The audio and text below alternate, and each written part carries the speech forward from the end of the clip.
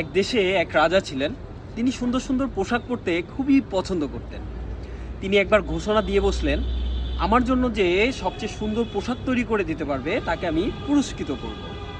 এই কথা শোনার পরে এক ধূর্ত দর্জি এসে বললেন, রাজামশাই, আমি আপনাকে এমন একটা পোশাক তৈরি করে দিতে পারি যেটা কেউ দেখতে পাবে না, শুধু বুদ্ধিমান লোকেরাই দেখতে পাবে। তো রাজামশাই তাকে বললেন, ঠিক আছে, তুমি আমাকে একটা সুন্দর পোশাক তৈরি করে দাও, আমি তাহলে তোমাকে অবশ্যই পুরস্কৃত করব।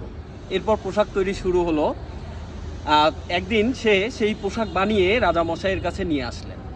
নিয়ে আসার পরে রাজামশাই সেই অদৃশ্য পোশাকটি পরলেন। পরার পরে যখন সে জনসম্মুখে আসলেন, সবার মধ্যে একটা অট্টহাসির রোল শুরু হয়ে গেল। আসলে শুধু বুদ্ধিমান লোকেরাই তো পোশাকটা দেখতে পাচ্ছিল, যারা বোকা তারা তো আর দেখতে পাচ্ছিল না। এর মধ্য থেকে একটা ছোট্ট বাচ্চা হেসে বললেন, রাজামশাই, আপনার পরনে তো কোনো পোশাকই নেই।